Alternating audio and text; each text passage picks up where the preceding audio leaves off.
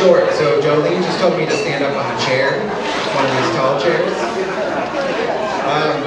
I want to welcome everyone this evening and thank you for your participation in this event, for your care and love and the way that you've supported Jolene and I over the last, this is our 7th Hootenanny.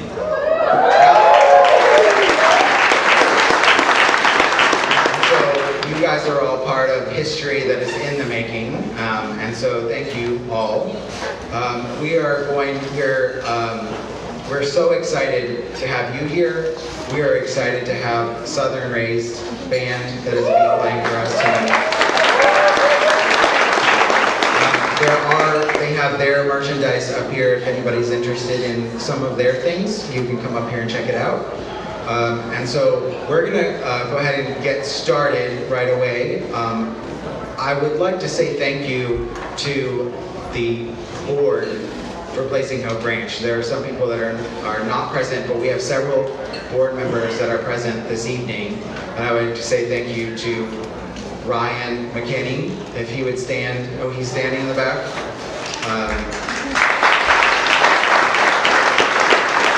Amy Benchner, if you would stand. All the way from Pennsylvania. And Dina Smiley, are you somewhere here? Okay. Two that were not able to be here tonight were Bill Caleras and Davey Addison. We are so grateful for those people that have partnered with us. All you folks are really the force behind what happens at the ranch, and we cannot thank you enough. If Ryan would come and pray for the evening and for our meal and for all that's going to take place in the next couple hours.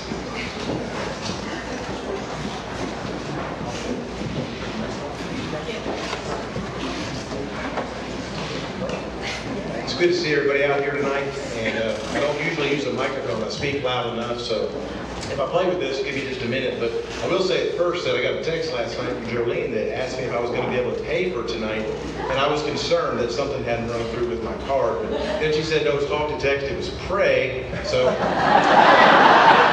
was good. So if I look nervous, it's because I thought my card had been rejected. So at any rate, with that said, let's go to the Lord and let's honor Him tonight with our evening. Heavenly Father, Lord, thank you. Lord, thank you for your abundant grace, your mercy. Lord, thank you for all that you give us each and every day. Lord, thank you that we can be here tonight, Lord, to celebrate you, celebrate the work that Blazing Hope Ranch does, that we can celebrate the gifts that you've given us, and we can celebrate the hope that we have in Jesus Christ. Be with our evening. Be with the speakers, the presenters. Be with those that are serving and preparing food. Be with those that are giving generously to be sure that this ministry continues. Lord, be with all that we do and say tonight, that you be glorified. That folks would know Jesus a little better because they know us. That we can all leave here with the hope and the assurance that you walk with us, you guide us, and that your ways are good. That we can trust that. Lord, bless our food and our time together. I pray this in Jesus' name. Amen. Amen.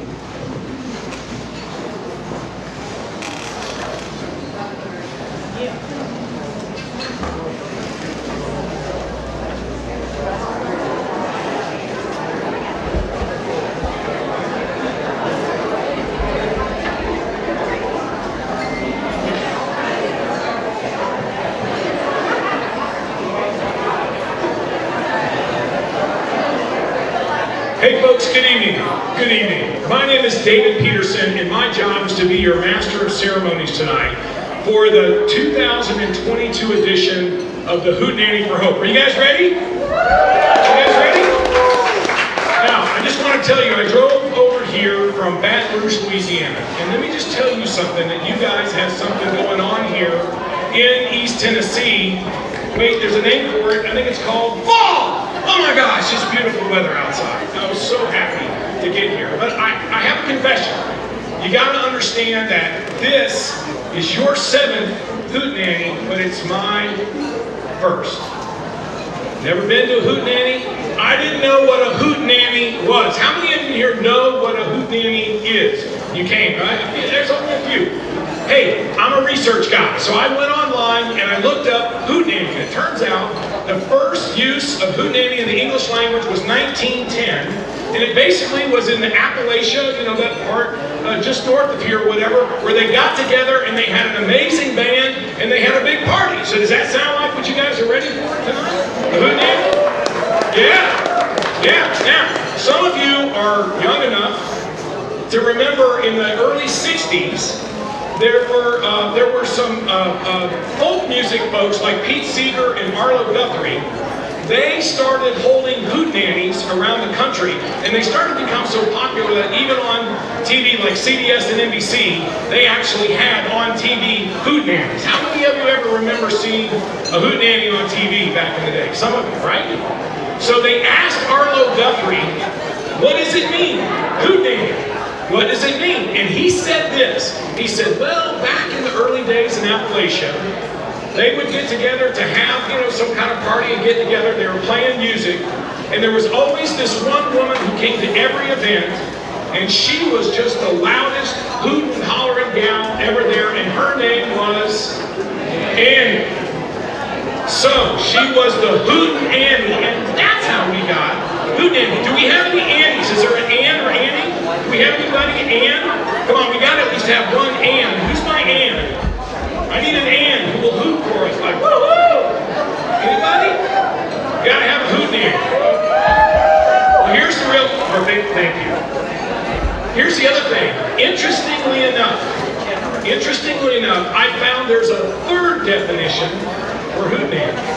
And Hootenanny, back in the day, in the 20s, was used as a placeholder name.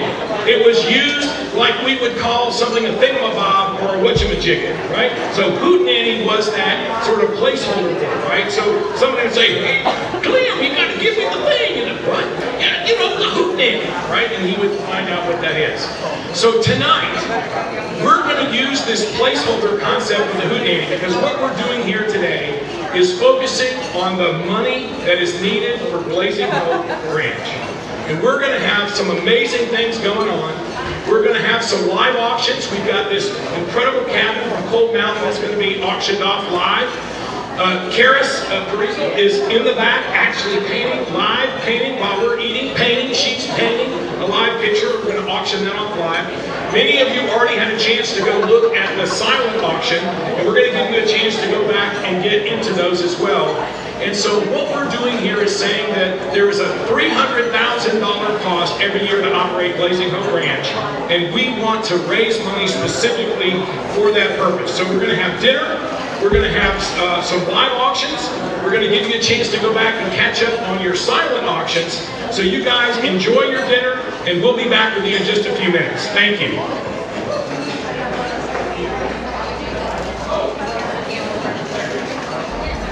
Listen, while you guys are having dinner, you are going to be entertained by the Southern Raised Band. Hit it, guys.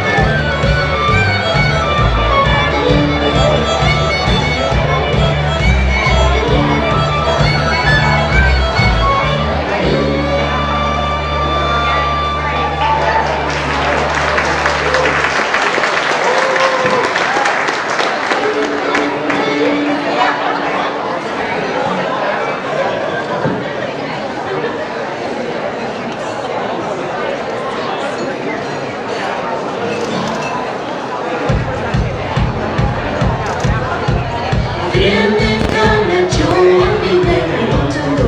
Where did you come from? Where did you go? Where did you come from? Cotton Eye Joe.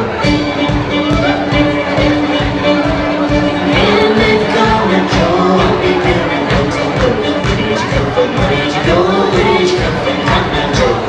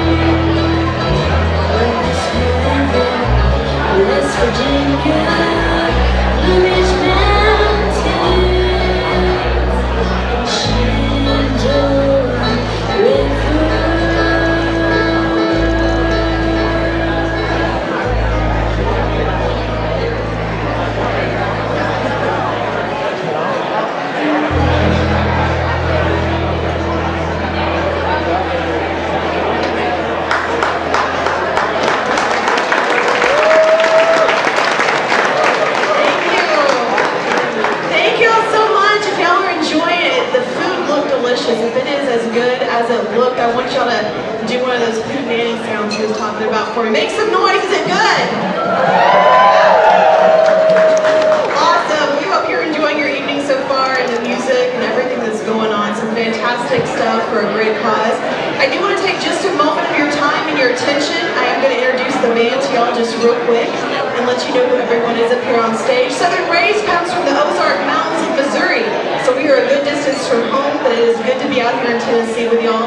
My name is Lindsay. I'll be playing the bass for y'all tonight, doing MC work and some low harmony as well.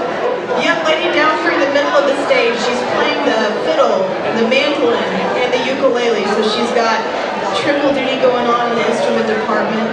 Doing a beautiful job taking care of the lead vocal. She's 28 years old. She's a brand new mom. She has a 7-week-old baby and doing a fantastic job really juggling all of it. It's a lot. And besides all that, she also happens to be my little sister. I want you to give her a big welcome, Miss Emily Grace. Thank you. This big guy right next to me playing the guitar, as you've already heard, he's tearing up those lead lines and keeping the smooth rhythm going. He is 24 years old, and that's my little baby brother right there. Give a big welcome, Mr. Matthew, on the guitar. And then down here on the far end, last but not least, he's been with us since 2020 and doing a phenomenal job as a multi-instrumentalist. Right now, you see him on the banjo. He's doing a great job. He is married to our fiddle and mandolin player. I want you to give him a big welcome, Mr. Alex Clayton on the pipe. Here's a little bit of one that you might know and recognize. We will be back, I think, somewhere in the 8 o'clock hour to bring some more music to y'all. But right now, we're going to turn our fiddle player loose on this tune you're going to know. Take off, man.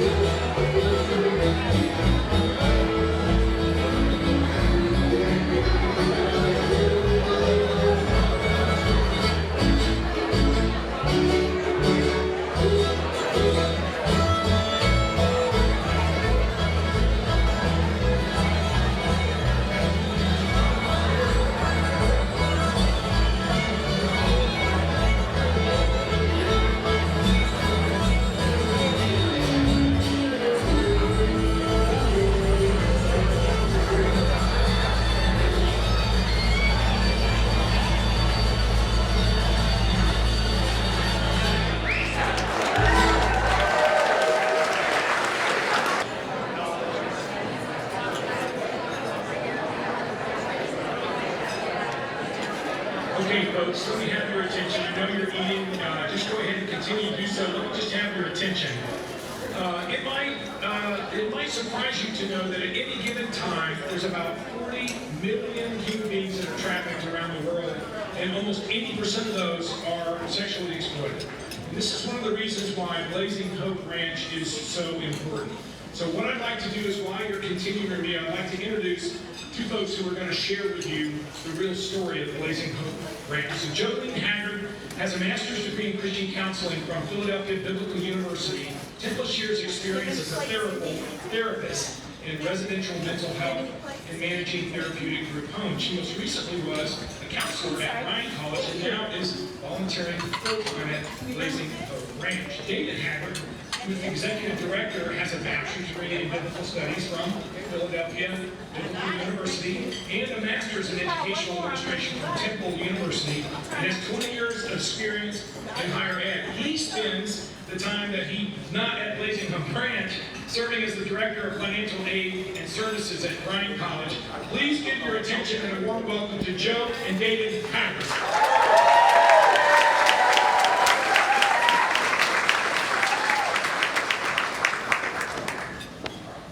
Hello. What I wanted to share with you as you're eating, please, continue to eat and enjoy the meal.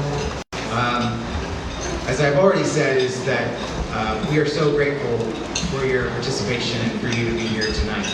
We could not do this without all of you and all of us, and to the glory of God. So thank you.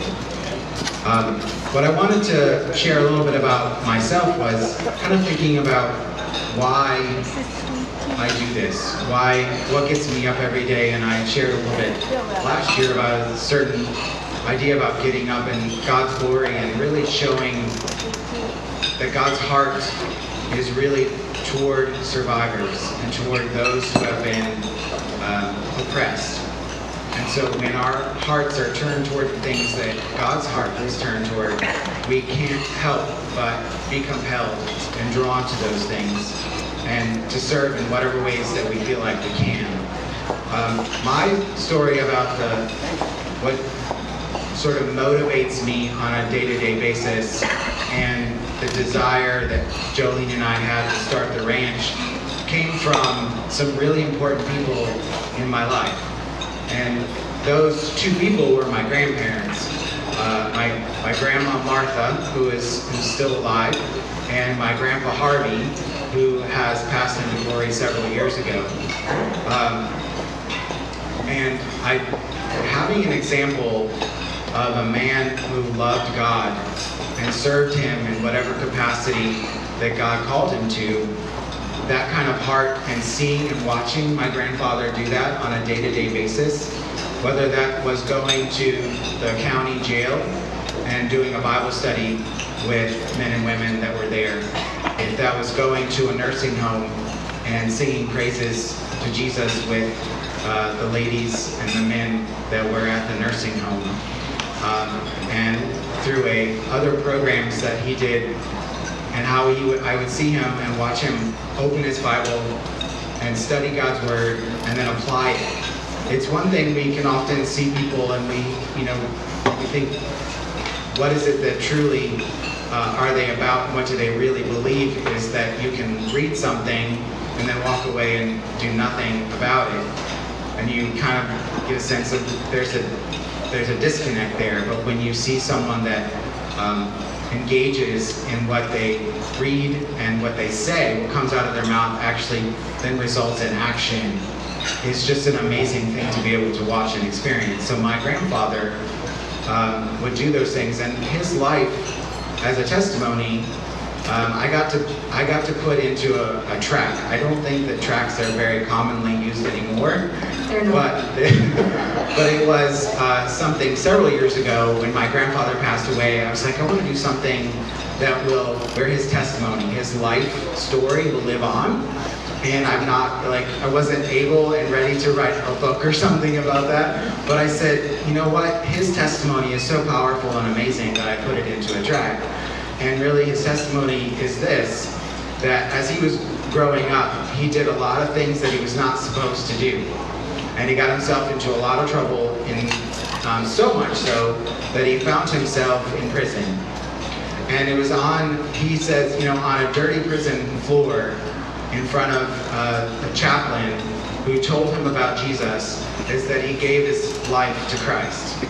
And it was a journey from there where God provided different ways for him to ultimately exit and to leave prison and to work his way to try to what does this faith look like, to trying to be a good father and husband to Martha, and really watching or hearing that story, and then slowly working his way to where he really was a man after God's own heart. And seeing my grandfather serve in ways for people that truly were looked at in a way that, like, oh, you were in prison, you don't deserve forgiveness, or you got what you deserve, that kind of thing. And he said, you know what, these people, these individuals are creations of God, that he died on the cross for them. And to be able to watch my grandfather's life, this then was like, I want to serve in ways where I can hear God's word and see it in action and live out my life in a way that is consistent with who God is. And so my God, and his God has a heart for those that are oppressed, that are downtrodden. And that was where I said, you know what, this is worth putting my energy and my life into. And God has blessed that and blessed me just abundantly through that. And so Jolene's going to share a little bit of her story too. I gotta stand up because I am so full of energy tonight. And even though you did all the thank yous for being here stuff, I just want to reiterate that I'm really glad you guys are here. It was really encouraging for us to see everybody here. And there's a chair behind me. I gotta try to stand still. Why do I do the ranch? There are so many reasons that I could go into. The simple answer is because Jesus told me to. If you know my story at all, you knew in the beginning I wasn't super excited because it seemed really hard and I wasn't good enough to be a part of this ministry. But what it comes down to is the Lord calls everybody, and it's not me or David that does it, but it's the Lord. And so I've had an amazing opportunity to walk beside some of the most courageous people you would ever meet in your life. And so there's some days that are hard, but overall it is such a beautiful thing, and I am blessed. I mean, sometimes I think more than the ladies that come to the ranch just by watching what the Lord is doing in their lives. And y'all, I get to see God do amazing things every day, and it is so cool. And I could tell you all about my personal story and professional story and all that stuff. To hear that though, you have to bid to have lunch with us. No pressure, no pressure. But I don't want to get into all that tonight, because what's important to know is that God is a God of redemption. And it's not because of David and I that this ministry exists. It's because God called us and we chose to say yes.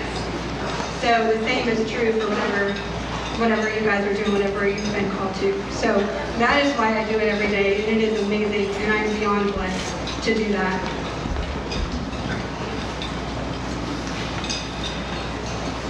I also, if you haven't had a chance to, is that there are some panels back there.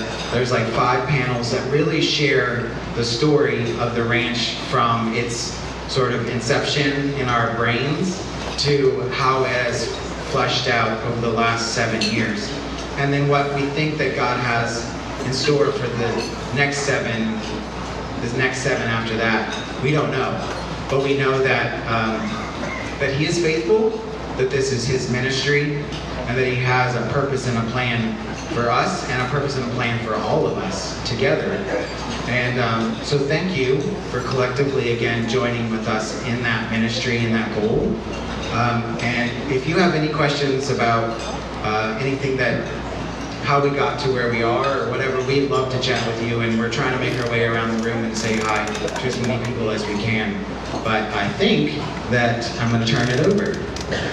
Awesome. Give it up for David and Joe Haggard.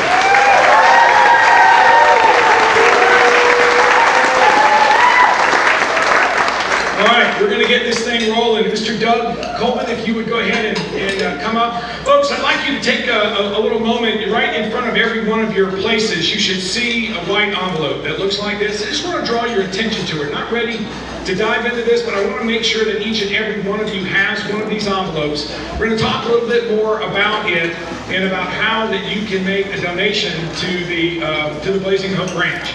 What I want to do right now is I want to turn it over to a 32-year veteran of auctions, Mr. Doug Colvin. Mr. Colvin, let's see if we can get some money for the Cold Mountain Cabin. Here, you take this one. He's got to teach me how to use a microphone. Wow. The last auction I was at Saturday, we sold goats. They fed me a hamburger. This is a step up, I can tell you that. Guys, I see a lot of Ray County presence here. This table right here, Brother Eddie Suttles. Way back in the back, he's hiding back there in the back. He'll hide by a goat anywhere. Tonight, I've done a lot of auctions. Tonight, I ask you to bid right here from your heart, not your wallet. If you want a bargain, you look and see my name on the auction someplace, I'll give you a bargain. But tonight, I want you to bid from your heart. Because this right here, there's some amazing things here. One of our items we have is somebody give me something to read on what we're selling. I'm used to walking in front of me.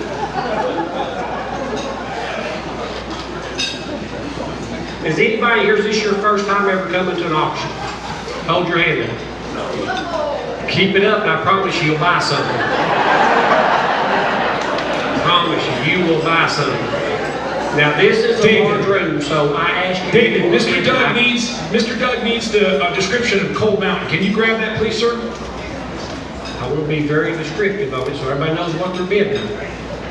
But this is a big room tonight, so if you bid, don't wink or nod your head at me or something, stick your hand in there or yell, yeah. You know, I'll take your bid.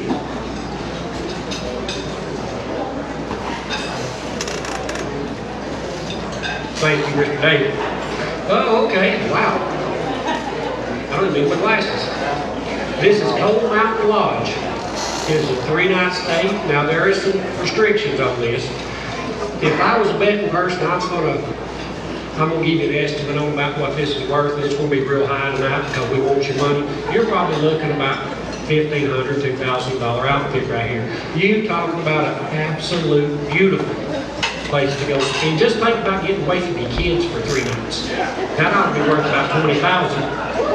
Guys, the auction's on. I'm ready to work for you. What are you going to give? Put me on the money. I'm going to give it about $2,500. $2,500. I'm going to give somebody 25 boys. Everybody can bid now. $500. $1,000. $500. 7.5. $500. 7.8. 7.8. 7.8. Give you 7.5 at the bottom. I got 500 money. You got to be 750. And 7.8 at the bottom. 7.8. 7.8. 7.5. Now 1,000. 1,000. Now 12. You got to get 1,000. 1,200. You say 12. Give me 12.8. 12.8. 12.8. Now 1,500. 1,500. 1,500. One more time. It's worth it. I promise. 15. 17 high, 1,500, give me 17. Don't do this, 1,500, 17 high. Now 2,000, 2,000. Then you get it, 2,200. Now we're playing the hard.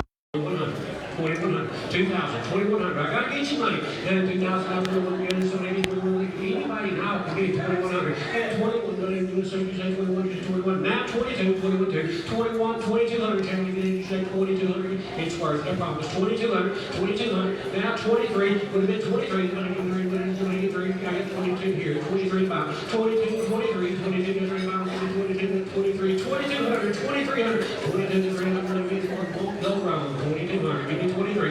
22, 23. All in, all done. 2,200. Now 23. Last call. 2,200, 23. Sold at 2,200 right here.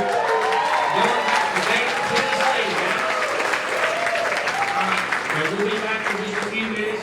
Just remember, on the table you have your cards. Please dig it in wallets tonight. I'll be back and we'll sell the next item in about an hour. That'll be just about right. Thank you, Mr. Doug. All right, we have a very special guest speaker for you here tonight. Mr. Tom Washington is Special Agent for the Tennessee Bureau of Investigation. He began his years of service in the United States Army, where he retired after 20 years of selfless service, obtaining the rank of First Sergeant. He began serving the citizens of Tennessee, working in the Tennessee Highway Patrol. I'm sure none of you had a chance to see Mr. Tom on the side of the road driving in Tennessee.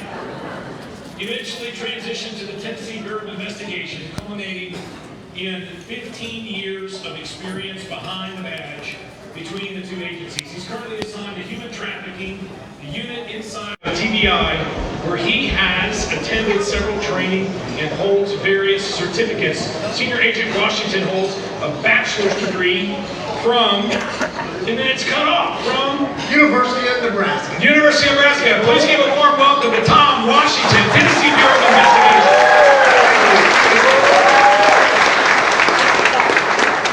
Now, usually when I talk to a crowd, I can tell everyone's boisterous and everyone's all happy. So I'm going to make sure you stay happy, but I'm going to give you some real news about human trafficking in the state of Tennessee. One thing that we do about human trafficking in the state of Tennessee, we cannot erase it. There you go. Use out and yelling so everyone can hear. We cannot arrest ourselves out of the situation with human trafficking. That's why we rely on organizations like Blazing Hope to change the mindset of the people that we come and encounter with. Let me give you some stats. Vanderbilt and the TBI did a study. They sent out questionnaires to all law enforcement in the 95 counties of Tennessee. And this is for minors. And this is for Athens, Tennessee. Athens, Tennessee, you will have 5 to 15 cases of minor trafficking in this county. What is human trafficking in the state of Tennessee? The state of Tennessee says that anyone 17 and under that's in commercial sex is being human trafficking. When you are adult 18 and over, and there's forced fraud and coercion involved in it, you are a human trafficking victim. Now, we come in contact with these victims. You don't realize they're victims, but at the same time, we want them to be survivors. That's why we reach out to organizations like Blazing Hope to kind of help us along, because we have to change the mindset of these, what we encounter.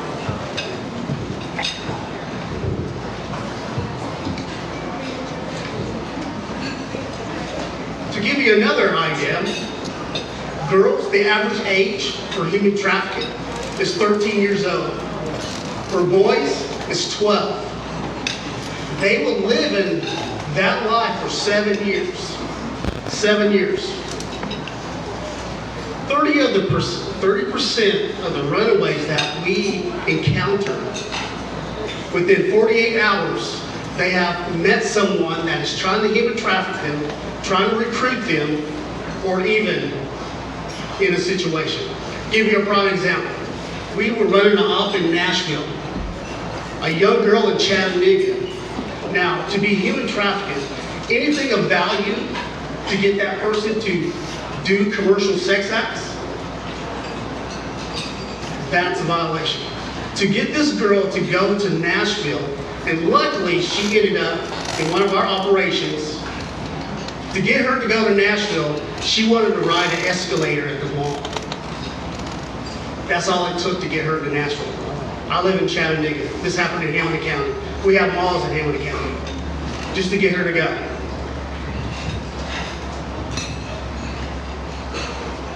And I'm going to end it with this. Give you something to think about for the state of Tennessee. Now, this comes from an actual case. So think about your kids on social media. Think about your kids when they're out by themselves. Just think about it. A 14-year-old girl might have a quota of 5 to 15 tricks, calls, dates a night. She is rented for sex with 5 different men, 5 nights a week, for 5 years. That child is raped over 6,000 times. To kind of give you an example, One of the questions I always get, where does this happen in the state of Tennessee? Should I stay away from Brainerd, Shallowford, downtown Chattanooga?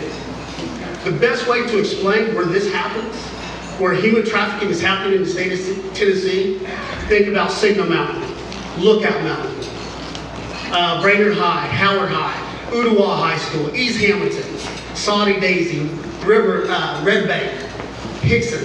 Kind of get the idea? Every socio-economic is being affected by human trafficking. And they're getting our youngins. Another thing, think about the kid who has a lot of toys. They're usually looking for love and affection. The kids that don't have enough toys, they're looking for the shiny things. There's always someone out there to prey upon them, to give them what they need. So when I say talk to your kids, take care of your kids, love them every day, I really mean it. Because otherwise, I come in contact with them. And usually that's not a good situation. To kind of tell you how TBI investigates human trafficking in the state of Tennessee, we have an agent in West, Middle, East, and Upper East. I'm in East. I have 23 counties that I oversee. Human trafficking is happening in places where you would not believe. So we really depend on organizations like Blazing Hope to help change the mindset of what we're dealing with. And whose mindset are we changing? I can tell you, it starts at the top. I had to school some DAs, some sheriffs, that think it doesn't happen in their county. Don't think it doesn't happen in your county. Don't think it doesn't happen in your city. The stats that I look at are not good. I'm not saying we're being overridden, but this is a sneaky crime. And people are very manipulative. So, hey, have a good night. Thank you. Tom, thank you so much. Super important work that you do. All right, folks, here's what's going to happen. You've got just a few more minutes. They're going to close the silent auction at 8 o'clock. So some of you may not have had a chance to even go look at all of those items. Here's what we're going to do. Let's give you a few minutes. You guys can get up, stretch your legs, use the restrooms, go back and check the silent auction or check your phones, because I'm telling you, you've already been outbid and you're not watching those bids. And then be Hey folks, if I can have your attention, we're going to be auctioning off live painting by Karis Brazil. If you guys can go ahead, those of you that are back, everybody go ahead and come back in. We're going to leave the silent auction open at 8 o'clock. But she has finished this live painting that she's been working on. We're going to show it to you, talk to her a little bit, and then auction it off. So if everybody can come back and sit down. Also, those of you that asked about music and merchandise from Southern Ray's band, those guys, they're going to play some more for us tonight, but they will gladly get one of those CDs and some swag into your hands as soon as the thing's over. So don't leave here without getting a CD from these awesome papers. Everybody come on back in and let's auction off this beautiful live painting.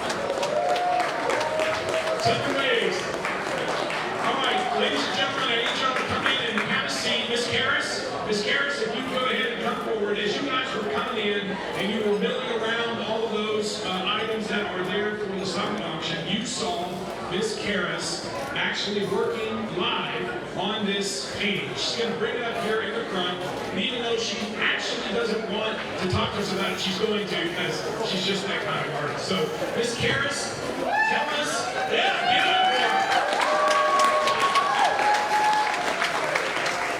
So, Miss Karis, if you would, let's just start with, how long have you been an artist?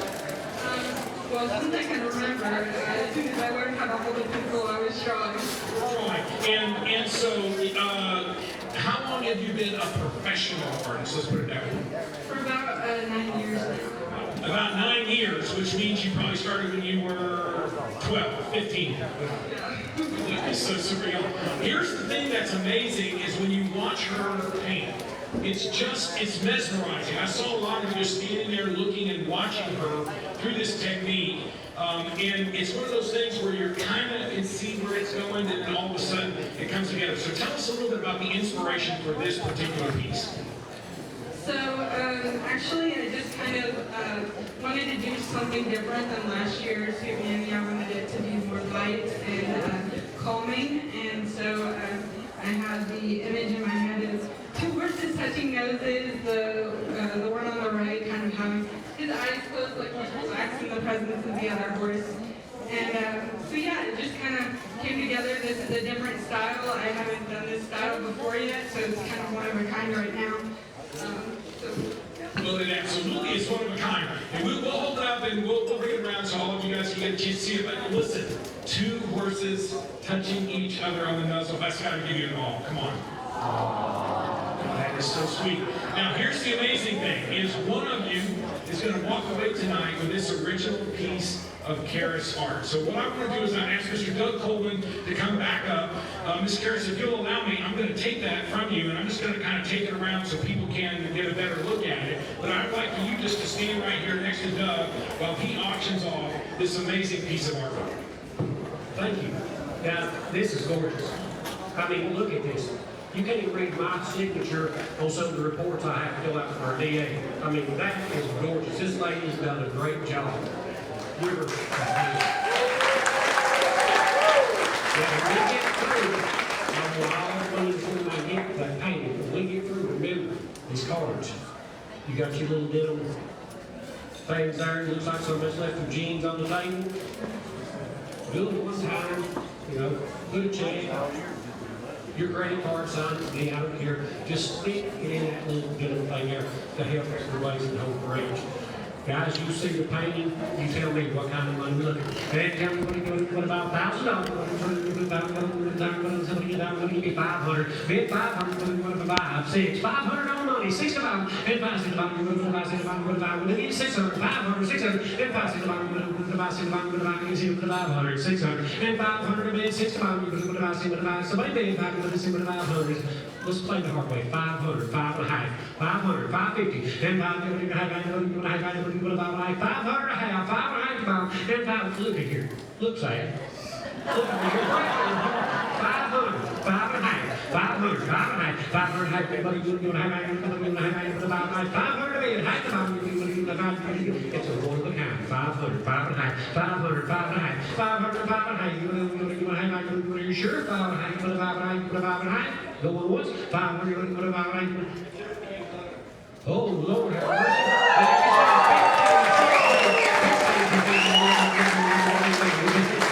She's smiling. 15, 16, 1500, 16 about, and 15 would be 16, 1500, would be 15, would be 16, 1500, 16. Last call, 1500, 1600.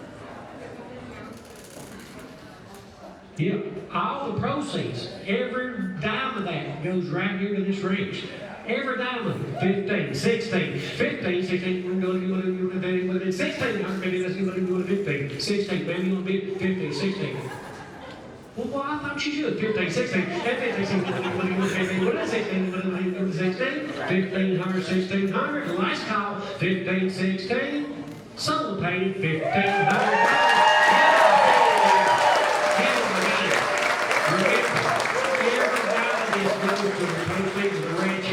You couldn't ask for for a finer place to donate. Oh, this is second, so he's not prepared.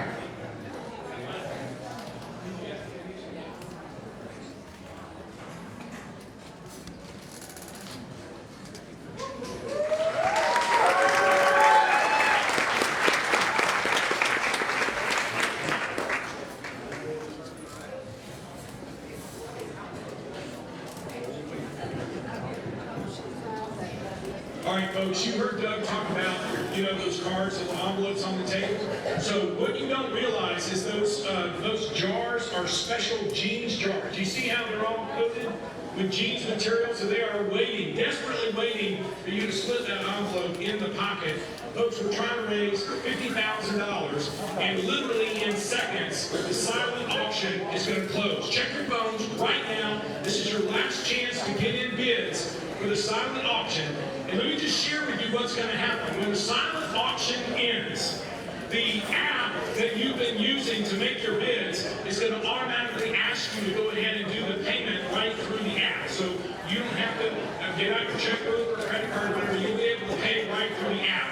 If for whatever reason you are unable to pay through the app, and for those of you that have purchased items through the auction, as soon as we're done, you go out to the back, and on the left, you'll see Miss Juliana, and she'll make sure that she gets your payment. So last chance for the silent auction, and then we'll get a tally and kind of figure out where we are. So what I'd like to do right now, I have my glasses on so I can read. I want to introduce this Amy Benchner to you. So Amy Benchner is not only a board member of Blazing Hope Ranch, she is currently the chairwoman of the ranch. She graduated from Penn State with a bachelor's degree in finance and accounting from Rider University, with a master's in business administration concentrating in marketing. She comes to Blazing Hope with a diverse experience in corporate finance, sales, nonprofits, and education. She was on the board of Fund a Cure for the pancreatic cancer for 10 years and served on the board of Crossing Cooperative Nursery School as the head of fundraising. She currently teaches marketing and nonprofit courses at Villanova University. Please welcome Amy Benchner. Thank you very much. We are so grateful that you are here to help support the survivors of trafficking. We are just so blessed to have this opportunity, and we have some folks that get to work with them every single day, and we want you to hear from them as to what they have experienced and the blessings that they see in their work every single day. So folks, that ask of $50,000, I want you to understand some of the reasons behind that. So our organization has had the opportunity this year to double the number of survivors that we are working with at Blazing Hope. We are very excited to see this, and our goal is to, So because of that, we had some cost increases, and we know that you can step in to fill in the gap, and we appreciate that. So what I want to do now, though, is for you to meet some of the folks that work with our ladies at Blazing Hope Ranch. So I would like to bring up Emily Malone, Cheyenne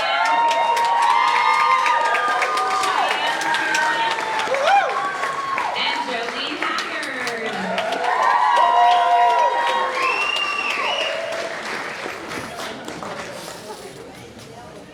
Okay, so what I'd like for them to do now is give you an overview of Hope Haven and some of the components that go into the care that these women are receiving. So I'm going to pass this over to Jolene. If you could answer that question, let us know about how they find you and some of the components of the program. So you're just gonna yeah.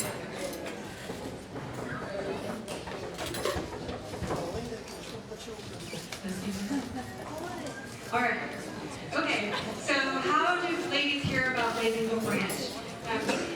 It's actually been quite a few ways. We partner with a lot of short-term, like they're called safe houses, usually 2-week to 4-week programs that their sole job is to look for long-term treatment programs for ladies that have been trafficked. So we partner with the country. There's also Facebook. We've had some residents come to us because they've heard about us on Facebook. And then also word of mouth with other survivors. Really, since we started in 2017 with our first resident, there's been a group of survivors. They tend to call themselves survivor leaders, like women that have been trafficked in the past and are now thriving in life and trying to help educate people about what trafficking is, how it affects people, and the kind of services that are the most effective. So survivor leaders watch a new program to see, are they exploiting their current residents? Are they actually helping them? Just overall, a lot of different things that they're watching. So those are the three main ways that women hear about Hope Haven. Thank you, Jolene. So when a woman has been referred to Blazing Hope Ranch, what would their first day look like? I'm gonna answer this one. This one is really cool to see, just like the first impressions. There's just a lot of emotion, a lot of relief. There's a big sigh of relief, like, okay, I'm safe, I think I'm safe. They've been in fight or flight for who knows how long. So it's kind of like, okay, also, like, I'm in the middle of the woods right now, like, yeah, so it's like, it's very drastic, and so acclimating takes a second, and then also, like, group dynamics, right? You're like, okay, who are these people? Do they like me? Do I like them? Like, I'm about to start this journey with these people, and so there's a lot of just, like, emotions, sensory, all of the things are just, like, firing off in their head, and then also you keep them busy, but it's this weird anomaly at the ranch. It's like, yes, there's always stuff going on, but it's also just this mental and spiritual and emotional stillness and rest, and that's really hard when you've been fighting for your life. So a lot of them have felt even uncomfortable with, like, the stillness. And it's like, is this okay? Is this right? Yes, okay, it is. It is right. But it's like they have to tell themselves that. So it's a lot of the first feelings and what they're seeing and hearing and all that, yeah. Thanks for sharing that, Emily. Cheyenne, can you speak to the components of the program and specific programs and features of what they encounter?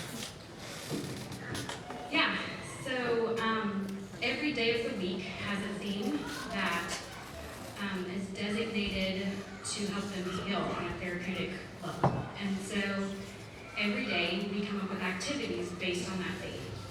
And so kind of what that looks like is Tuesday, for example, is therapy day. And so we have a trauma counselor that comes in and does one-on-one counseling with each of them. And then after that, they do journaling or time with the horses, or just really focus on ways to center themselves and process everything that came up in counseling. And so that's where they have time to learn what self-care is. How do you take care of yourself? How do you figure out what the big emotions are that are going on in your body after talking about some tough stuff? And then what do you do with those big emotions? So that's just one example. Jolene, so you folks mentioned trauma-informed care as part of your practice. Can you speak to what that looks like? Sure, absolutely. So trauma-informed care is a word that sometimes means nothing means a lot and nothing all at the same time. Put simply, trauma impacts every part of a person. It impacts your ability to think, your ability to problem solve, to make decisions, how you feel, how you see people, the lens that you see the world in, everything. Even your immune system, physical health. And when you have a trauma-informed approach, what you're basically looking at is, okay, here's the behavior or the thing that I'm seeing, but all of this under here is part of that, and part of what leads up to that. So it's not excusing it, but it's trying to understand all of this stuff that you don't see really easily, so that we can help them learn new skills to move forward or problem solve whatever the specific situation is. So everything we do we're basically trying to come alongside the women and help them. And we, again, work with women that are 30 and above. I say again, I don't think I've said that yet, but we work with women 30 and above, and so we don't want to tell them what to do. We want to teach them how to make decisions for their own future and their own healing, and we want to come alongside of them and help them in that process. Thank you. As we were walking around in the auction hall out there, you may have seen a notebook full of pictures of some really cute horses that happen to live on Blazing Hope Ranch. So they do play into the therapy as well. So can you speak to that impact and how that works? Yes, so I could talk about horses all day long, but I won't unless you really want me to. You can invite me over. So horses are amazing, right? So they are a prey animal. So what that means is they're pretty sure everything is going to kill them, including the plastic bag that's floating through the pasture is going to eat them. So they are really, really good at recognizing nonverbal body language and cues. If you're from me to this table over here, if I'm a horse, I know what their heart rate is from this distance. If I come in focused or ready to do a thing, or I'm angry or irritated or whatever, they know, they feel my energy, and then they react based on what that is. So the way that we use horses, we use them in a lot of ways. So the women help take care of them every day, so there's afternoon chores, and that builds some basic things like confidence, physical strength, the feeling that you can do something, the feeling that you, and then also the, oh my goodness, my brain is going 500 miles. That's why I'm just tripping over my words. Slow down. Okay, so also learning to take care of something outside of themselves. Because Emily said if they're constantly in survival mode, they're focused on how to stay alive, what the next thing is they need to do to stay alive. And that, that's all that they know. And so our goal is to help slow them down and help them look at other things outside of themselves. And so horses do that. We also do, we call it equine assisted mentoring, and that is metaphorical learning. So horses are also very relational. And if you connect with them on a relational level, then they will do just about anything for you. And if you don't connect on a relational level, different things happen, but they're not as likely to do what you ask them to do. So it gives immediate feedback to anybody when you step in with a horse of what's happening. They mirror you, or they run away from you. It's immediate feedback. So there's so many levels. And I went way longer than I meant to, but again, horses are cool, and I could talk about it all the time. So we are blessed to have the horses assisting in therapy, and also we provide therapy to some of the horses as well. Some of them come from challenging situations as well. So it's a win-win situation. So you folks have worked with other organizations in the same space. So can you speak to how Blazing Hope is different and special, and why you're here? So before I worked here, I worked at 2 other residential programs, and they were not faith-based. So for me, it never really settled well with my soul to start with. And so I knew that God had something more than what I had seen. And so really, how I saw that was I saw survivors who they would work the entire program. They would do everything that they were supposed to do. They checked off everything. And then they'd come back. Again, and again, and again. And so that showed me that there was something missing. There was something, a service that we were not providing. And so really what it boils down to is holistic care. So looking at that person in every single aspect and providing the needs that need to be met. And so God gradually switched me to Blazing Hope Ranch. Really, it wasn't gradual. He was like, okay, here you go. And so since being here, the outcomes, seeing like little things click with the residents, and life changes made, heart changes made, there's nothing like it. There is nothing in the world better than seeing that. I want to add to this too. I am just blown away, and just by Blazing Hope's ministry. It's started back whenever I was meeting with Joe at a picnic table, And I like had the realization, she had gotten off the phone with a resident and she said, okay, love you, bye. And I was like, wait a second, did you just say that you love the resident? Like, what's going on? Because I come from rigid boundaries at a treatment facility. I worked in addiction, and it's like, yes. But like the boundaries at the treatment facility that I worked at were like, here's a big brick wall and we'll communicate through there, you know? And the relational aspect was really non-existent. It felt very, I don't know how to put it, non-relational. So I was really blown away, and just on how like, oh, you can, you know, have a relationship with these residents and still it can be therapeutic and it can have really healthy boundaries, and more than anything, it's a model. And so God began working in my heart in big ways, and Cheyenne and Joe can attest to this.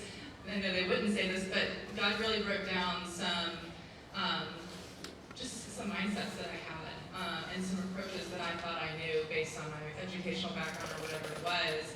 And it was a really humbling experience for me, and impacted, still to this day, impacts me so much. So the relational aspect of Blazing Hope, and it's something, and I don't want to speak too long, I could talk about this for a long time, something that we would always talk about in addiction recovery is that connection is the opposite of addiction.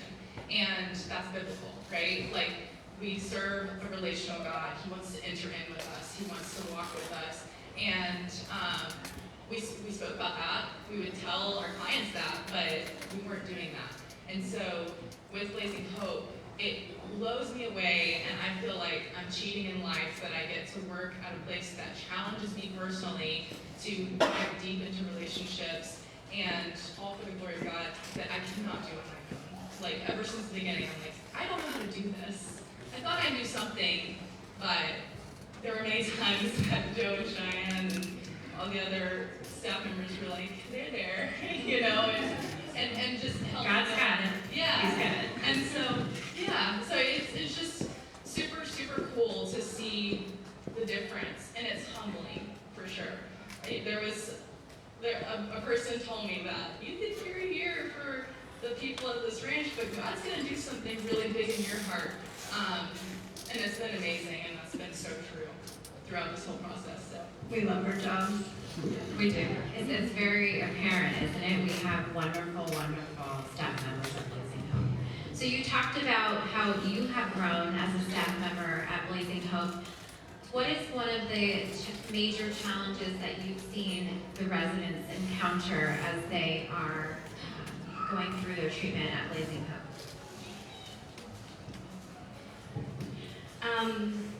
Across the board, it's choosing to stay, really. After being in fight or flight for so many years, and then for us to be like, okay, you're here, now sit and do the work is really hard. I want to add like a specific example. One of the residents just said to me yesterday that when she came to the ranch, it was like, but do I know how to live when I'm not being trafficked? And so it's scary. It's not as simple, like now you're out and life is great. No, I mean, and so over and over and over, they face different points in their treatment of it gets really hard. It's not all cookies and rainbows, and so how do you choose to keep doing the hard work, to keep facing some of the worst things that can happen to you, and choose yourself, and choose freedom? And so they continue to do that every single day. Joe said earlier, they're some of the most courageous women I have ever met, and that is true. Choosing yourself is the hardest thing. Thank you for sharing, Cheyenne. No, wonderful, and it's very apparent how much care goes into from all of your hearts. We're so grateful to have you. My final question of the night, I wanted to ask about some of the blessings that you've seen being a part of Blazing Hope, because there are hard days, folks, but there are wonderful days and moments. So wanted to give them a chance to share some of the greatest blessings they've seen as being a part of Blazing Hope Ranch. there's so many stories. I want you to go first. I'm like going through the file cabinet of time and go. There's so many, and some of you who I've had the opportunity to know personally, I've shared different things with you. There's so many things that are unexpected. An example of something completely unexpected is the role that my children play in this ministry. So our family lives on the ranch. We have 3 children, 13, 10, and 8, and they're there, and they love the residents. They don't see them as women that have survived trafficking. They don't ask questions about where they come from. They just love them. And if a lady's having a bad day, like we say, hey, they're having a bad day, you need to hang with us today, and they don't ask questions. Sometimes they do. If they're grumpy, it's like, why is she grumpy? But they treat them like normal people. And so there's innocence. You know, my children, I mean, they're as innocent as kids can be. And so to be loved without an ulterior motive is new. And the horses do that, and my children do that, and that's totally unexpected. Another really cool thing, there is somewhere back there's a board that says a survivor story. That is from our most recent graduate. And so if you have not seen that, I encourage you to read that. She wrote that. So she is sharing with you what she wants you to know. And so I would encourage you to look at that. That is an example of what God can do. And seeing him transform a lady, like kind of reach in and pull out the shame that she's been feeling for years and sometimes decades is so amazing. I don't even have the right words for it, but it is a beautiful thing. I guess I'll go.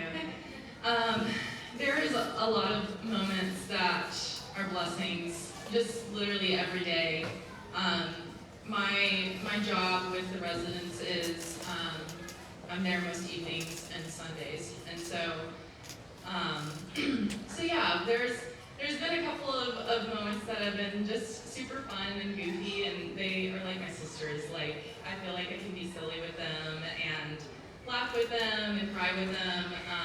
And so just relationally, I think that I've seen, just from the beginning, seeing them first come in, just like, okay, where am I, what's going on? And then starting to build that trust with them, and them just letting me in has been really, really cool.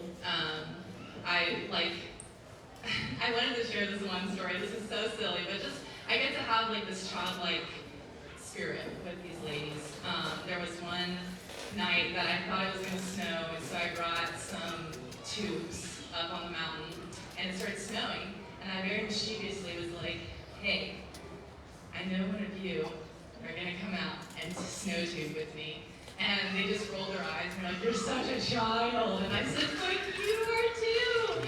And so one of them in particular came out with me, and we just made a whole snow track out of the ranch.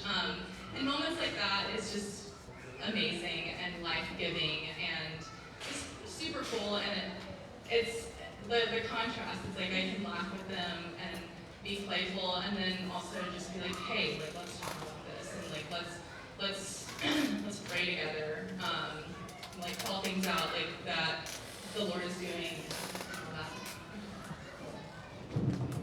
So I have 2.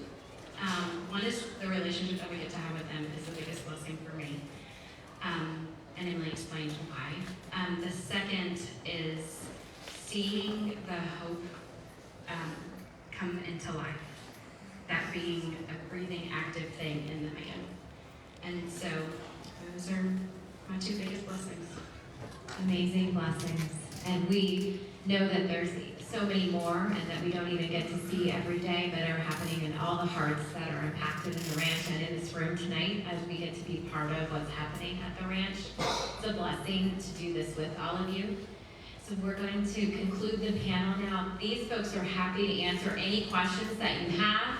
They are available to reach out to you over email, over the phone. If you have questions tonight, pull them aside and get them answered. But I just want to get a big round of applause, please, for these amazing.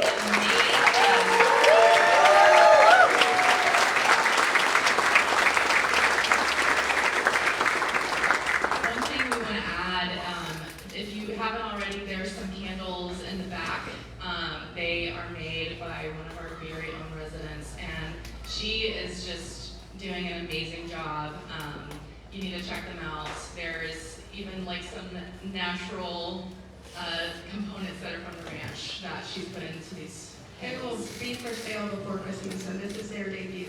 So look at them, smell them, check them out. It's her business. All proceeds, once we sell them, will be going directly to her.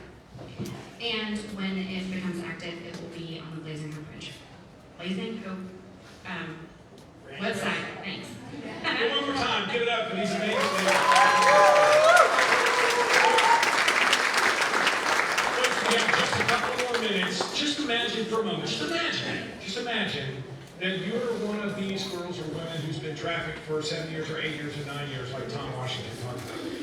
And then you are trying to find a place where you could resurrect your life.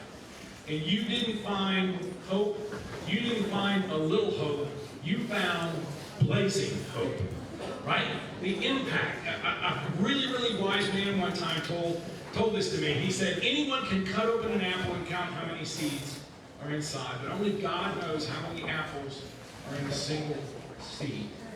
What you guys are doing here tonight is going to fund the ongoing operation of this ranch. I want one more time, if you haven't already, to take this envelope and to give what your heart tells you to give and put it in the jar that's covered with denim. And this is going to help us. You guys, through your generosity, have already doubled through the silent auction what was raised last year. You saw the 2 auction items, and with these envelopes, we're going to make it to $50,000. Okay? We're going to hear from someone raised here in a minute, but let me make this very, very important announcement. Some of you brought children here to this event. It is time to go collect them.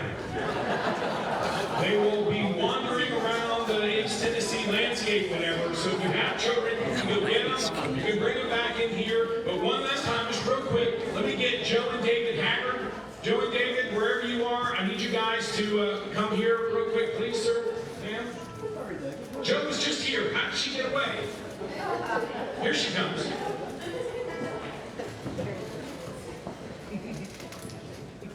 Bullying is very easy at getting away. She gets away all the I like time. to talk to people. Yeah. Do you want to say? Okay. I guess I'm going to say some final words. She's going to run and get something.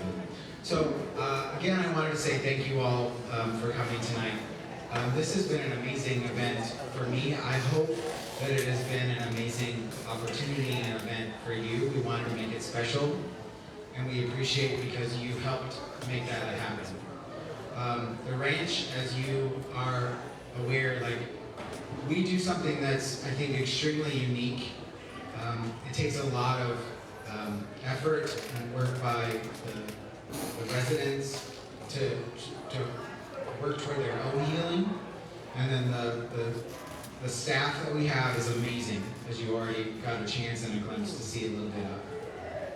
What we do with horses, what we do at camp every summer, camp to try to help get to a point where kids know that they are valued and loved and worthy of love, and that they do not have to believe the lies of a trafficker, so that they don't have to. I would love to be at the point where Blazing Hope Ranch goes away, because we don't have survivors that need to come to a place like Blazing Hope. I would love that. But until that day, we thank you for your support and your encouragement, and ask that you just pray and ask God, what is it that you would do to support this work? I don't know that it's very clear, but Jolene and I are volunteers. We actually, Jolene, the work that she does and the work that I do, we don't take pay from the ranch. We do it because we feel like that's what we're called to do and that God has laid on our hearts. Because we don't want to take away from the ministry of being able to support the ladies at the ranch. So just know that when you give, you're not giving to Jolene and I to have a paycheck. You're giving so that survivors can get hope and healing. So thank you for that. And thank you for being here tonight. I wanted to specifically say thank you to our volunteers. Some people have had to step out though, but if you are here tonight and you either are currently volunteering or have ever, if you could please stand, I would love to acknowledge you and say thank you for what you've been doing. Even on a heyday.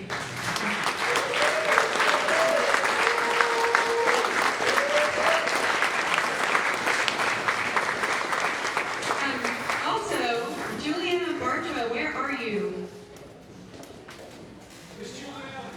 partner. Can you have her come hither? So what you guys don't know, ooh, my voice cracked, is Juliana, she came to our Hootenanny for the first time last year, and she has been really behind our mission and said, you know what, I would love to help you guys. And so starting in January, she's been helping us put this event on. And it has been such a blessing to us. She's so excited to come up here. She's super happy about that. So, Juliana, I brought you up here because people like to be thanked. And there is no way that we could have done tonight without you.